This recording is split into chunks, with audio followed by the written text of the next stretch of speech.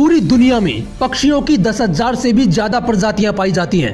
सभी के वही 2 पंजे, 2 पंख और एक गर्दन होती है। लेकिन इन्हीं में से एक ऐसा पक्षी है जिसकी एक अलग ही पहचान है, जो आसमान का सीना चीर के हजारों मीटर ऊपर 120 किलोमीटर प्रति घंटे की रफ्तार से उड़ता है, जो खुद से कई गुना वजन के शिकार को भी अपने पंजों में दबोच कर उड़ जाता है। और इसीलिए उसे पक्षियों का राजा कहा जाता है, जिसे हम बाज के नाम से जानते हैं।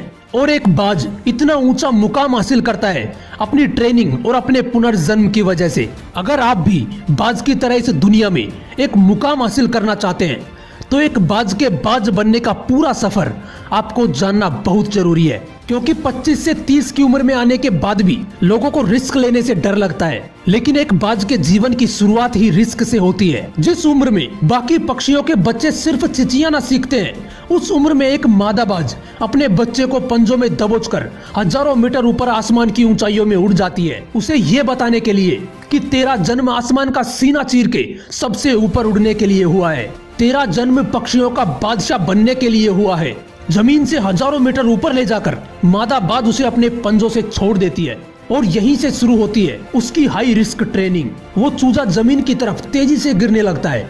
थोड़ा नीचे आता है तो उसके पंख खुलने लगते हैं। नीचे आते आते वो अपने पंख फड़फड़ाने लगता है, लेकिन वो अभी तक उड़ना नहीं सीखा है। वो जमीन से कुछ ही मीटर ऊपर होता है। ऐसा लगता है कि कुछ ही सेकंड्स में इसका जीवन समाप्त हो जाएगा, लेकिन अचानक एक पंजा उसे अपनी गिरफ्त में लेता है और वापस आसमान में उड़ जाता है। वो पंजा होता है उसकी माँ का, जो उसके पीछे उड़ रही थी। उसकी ये ट्रेनिंग तब तक चलती रहती है जब तक वो उड़ना नहीं सीख जाता। इतनी हाई रिस्क ट्रेनिंग होने के बाद इस दुनिया को एक बाज मिलता है। बारिश के वक्त जब सारे पक्षी आश्रय की तलाश करते हैं, तब यही बाज बादलों से ऊपर उड़ता है। एक बाज की उम्र लगभग 70 साल होती है। जब वह 40 साल का होता है तो एक परेशानी उसकी जिंदगी में मौत बनकर आती है, जो आपके परेशानियों की तुलना में बहुत बड़ी होती है। क्योंकि 40 साल की उम्र में बाज की चोंच इतनी मुड़ जाती है कि उसे शिकार निगलने में बहुत परेशानी होती है।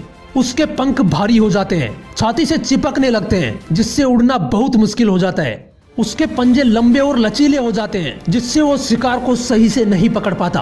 अब उस बाज के पास सिर्फ 3 रास्ते होते हैं। पहला, वो अपना शरीर त्याग सकता है। दूसरा, गिद्ध की तरह छोड़े हुए भोजन पर निर्भर हो जाए। और तीसरा, सबसे कठिन और पीड़ादायक रास्ता, अपने आप को पुनः स्थापित करने का, फिर से आसमान का सीना चीर के उड़ने का। और वो इसी तीसरे रास्ते को चुनता है और अपने पास की सबसे ऊंची चोटी पर पहुंच जाता है। वहां पर अपना घोंसला बनाता है और फिर शुरू होता है परेशानियों को जड़ से उखाड़कर फिर आसमान में उड़ने का सफर। वो अपनी चोंच को एक चट्टान पर मार मार कर तोड़ देता है, लहूलुहान हो जाता है और इंतजार करता है फिर से नई चोंच उगाने का। उसके बाद अपनी नई चोंच से अपने ही पंजों को काट देता है और फिर इंतजार करता है पंजों के उगाने का।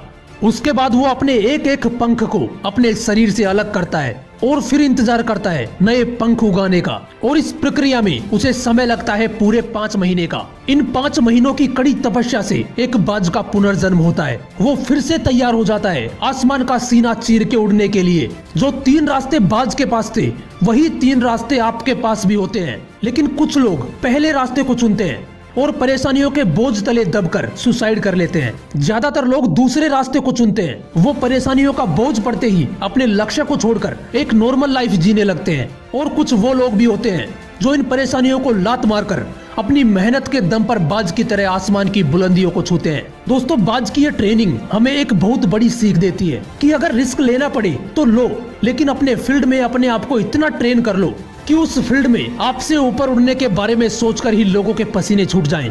तभी आप अपने फील्ड के बादशाह कहलाओगे। Sachin Tendulkar, MS Dhoni, Cristiano Ronaldo ऐसे ही नहीं बन गए। इन्होंने सबसे पहले ट्रेन किया अपने आप को, फिर इतनी ज्यादा मेहनत करी कि इन्होंने अपने फील्ड में सबकी फाड़ के रख दी। इसलिए एक बाज की तरह बनो। जय हिंद, वंदे मातरम।